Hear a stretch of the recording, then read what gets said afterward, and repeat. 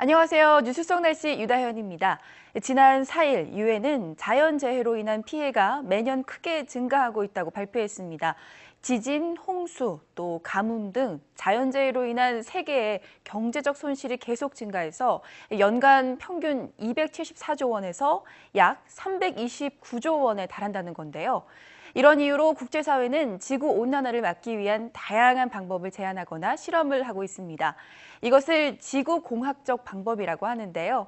오늘은 지구공학이란 어떤 것인지에 대해서 알아보도록 하겠습니다. 오늘도 K웨더 반기성 센터장님 나오셨습니다. 센터장님 안녕하세요. 네, 안녕하세요. 네, 이제 지구 온난화를 막기 위한 국제적인 회의가 진전이 별로 없는 것 같습니다. 매년 지구 온난화로 인한 기후 변화가 오히려 더 큰 이제 기상 재해를 가져오고 있는데요. 지구 온난화를 저지하고 또 지구를 구하는 방법, 이른바 지구 공학적 방법이 이슈로 떠오르고 있거든요. 이게 과연 어떤 건지 소개를 해주시죠. 그렇습니다. 지금 당장 온실가스를 줄이기는 어렵고요. 또 지금부터 이제 줄여 나간다고 해도 대기 중에 남아있는 온실가스는 그대로 영향을 주고 있거든요. 네. 이산화탄소의 경우에도 수천 년, 메탄의 경우에는 몇만 년 정도 대기 중에 계속 남아있단 말입니다. 따라서 지금부터 국제사회가 획기적으로 온실가스를 줄여 나간다고 하더라도 이미 배출된 온실가스로 인해서 지구의 기후변화는 당분간 계속될 것이라는 거죠. 네. 그래서 이런 문제를 해결하기 위한 방법으로 지구공학적 방법이 아주 다양하게 논의되고 있는 것이죠. 이 지구공학이란 뭐냐면요. 대기와 땅 또 바다로 이어지는 지구의 온도순환 시스템에 사람이 인위적으로 개입을 해서 온난화 속도를 늦추자는 연구 분야입니다. 즉 지구공학은 심각해지는 지구온난화에 대한 해결책을 제시하기도 하는데요. 저 유명한 빌 게이츠 있지 않습니까? 네. 마이크로소프트의 그 창업자였던 이분도 지구공학 연구를 아주 적극적으로 현재 후원을 하고 있고요. 대표적인 지구공학 현재 프로젝트는 영국 정부가 30억 원을 지원한 성층권 입자 분사를 통한 기후공학이 있습니다. 네. 얼마 전 지구를 구하는 7가지 지구공학이라는 보도를 본 적이 있어요. 주로 어떤 방법을 이용해서 지구온난화를 막거나 또 저지를 하는 건가요? 그래서 한 언론사가 보도한 내용을 한번 제가 좀 소개를 해보도록 하겠습니다. 가장 먼저 클라우드 화이팅입니다. 어떤 말 거죠? 그대로 이제 구름을 하얗게 색칠한다는 거죠. 그러니까 구름의 밀도를 높여서 태양광선의 반사율을 높인다는 겁니다. 이들이 말하는 방법은 바다 위를 항해하는 배를 이용을 하는데요. 네. 배에서 바다 안개의 증기를 빨아들여서 그것을 구름 속에 집어넣는다는 것이죠. 오. 바다 안개의 이 소금 입자는 구름의 밀도를 굉장히 높여줄 수가 있거든요. 그러나 이제 실제 현실적으로 굉장히 쉬운 방법은 아닙니다. 네. 최소한 수십억 달러의 비용이 들 것으로 보이고요. 또 현재의 기온을 유지하려면 모두 한 1,500대 정도의 항해선이 필요하다고 해요. 이것과 이제 비슷한 방법으로 이제 구름 만들기가 있습니다. 네. 크라우드 화이팅보다는 좀 더 진화된 이론인데요. 황산이죠. 황산의 입자를 대기 중에 올려서 구름을 만든다는 거죠. 이제 화산 폭발이 아주 좋은 예인데요.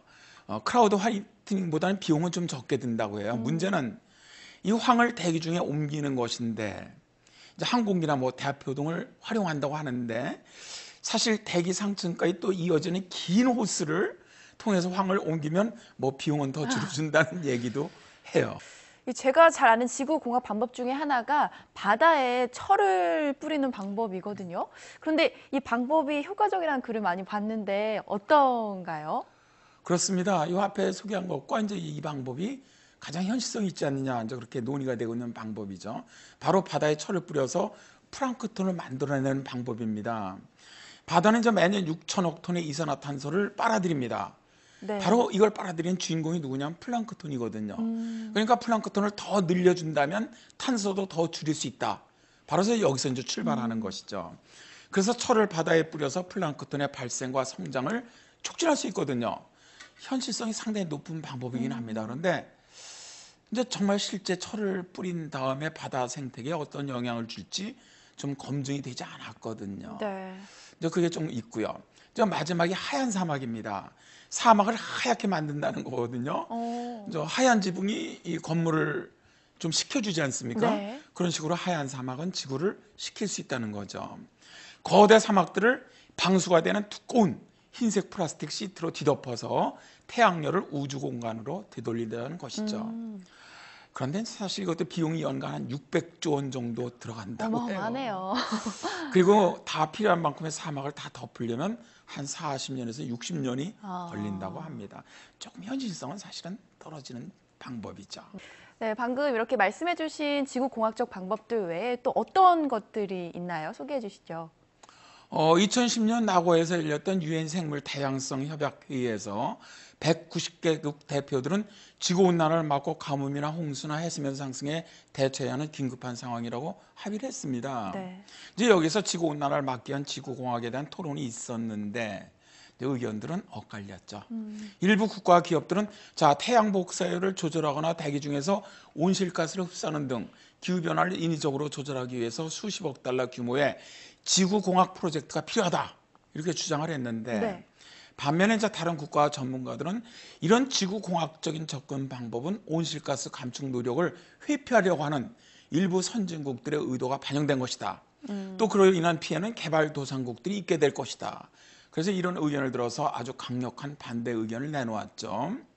이제 여기에서 나온 지구공학 방법은 앞에서 소개한 철을 바다에 뿌리는 방법이라든가 구름을 많이 만드는 방법이라든가 우주공간에 반사장치를 만드는 방법, 또 인공화산을 만드는 방법, 인공탄소 포집장치를 이용하는 방법들이 논의가 되었었습니다. 네, 그러니까 현재 지구 온난화를 막기 위한 지구 공학적인 방법은 앞에서 소개한 것들이 그나마 현실적으로 활용 가능한 것이 아닌가 싶은데요. 이렇게 지구 온난화를 막기 위한 노력들, 그러니까 지구 공학 방법들이 계속적으로 논의가 되고 있는지 궁금합니다. 어차피 이제 지구 온난화를 막기 위한 노력은 계속될 겁니다. 온실가스를 줄이는 방법이 최상이죠. 그러나 그게 쉽지 않거든요. 그러다 보니까 우선 피해를 좀 줄일 수 있는 방법으로 지구공학 방법이 나오고 있는 건데요. 2012년에 부산에서 열렸죠. IPCC 총회에서도 네. 지구공학 논의가 있었습니다.